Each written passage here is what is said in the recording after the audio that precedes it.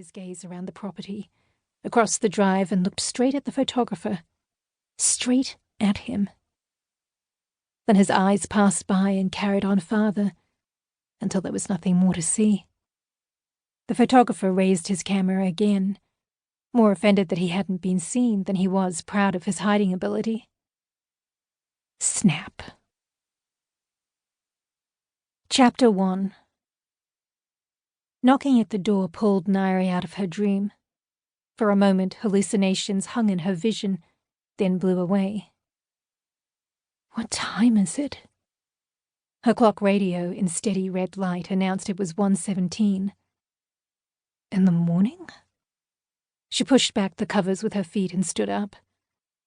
The drag of too little sleep made her unsteady, but she fought against it, pulling her dressing gown over the large t-shirt she used as a nightie. Who is it? She put her eye up to a glass fisheye lens set in the middle of the door. She saw nothing. Then a flick of white movement close. Too close. Ngaire jerked her head back. Whoever stood outside had placed their eye against the lens. Another foolproof safety device. Who is it? A muffled answer came through the door, but Ngaire couldn't make out the words. The banging began again, loud, insistent. She unlocked the deadbolt and turned the door handle, leaving the keychain on. A uniformed officer stood on her front step, his hand raised to knock again. Ngaire Blakes? Ngaire nodded. She still wasn't about to unlock the door until he provided an explanation. I'm PC Stevens, and this is PC Bradbury. He gestured to someone Ngaire couldn't see through the gap. We need you to come down to the station. What for? We have questions for you about a murder case. Ngaire closed the door so she could pull the chain free, then reopened it. Sleep was caught in the corner of her eye, and she wiped the gunk free. Her dressing gown let the cold night air breeze through to her skin, and she pulled the rope tighter across her middle. What murder case? Why now? We'll tell you more when you're down at the station. Can you get dressed, please? We need to get back there pronto. Ngaire hesitated. She was tired, and she didn't understand. Stevens seemed to sense her reluctance and nodded to his colleague, who moved in closer to crowd her front doorway. If you won't come voluntarily, we have orders to arrest you and bring you in for questioning. Ngaire stepped back and tried to close the door, her pulse thumping in her neck. Arrest her? For what?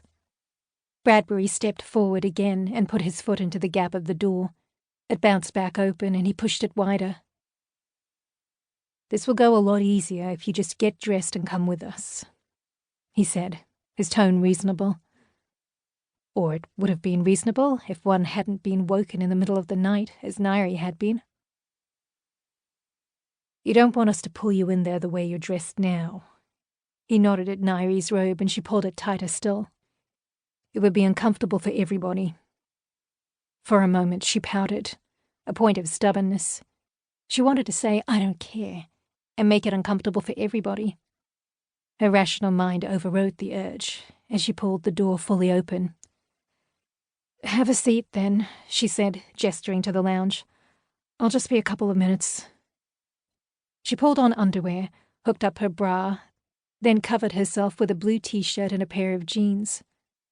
Ngaire squinted at her watch again. Should she take a jacket or a jersey? It was cold out. She pulled the jersey over her head. Ngaire couldn't work out what day it was for a while. Early morning, but which morning? Not the weekend. Not Monday. She settled on Tuesday after a moment's thought, but even that felt strange to her. Not quite right. If they kept her for long, she'd need to send a text to work. She'd found a temporary placement at a law firm, putting her degree to use while she tried to become mentally fit enough to once again be a serving detective.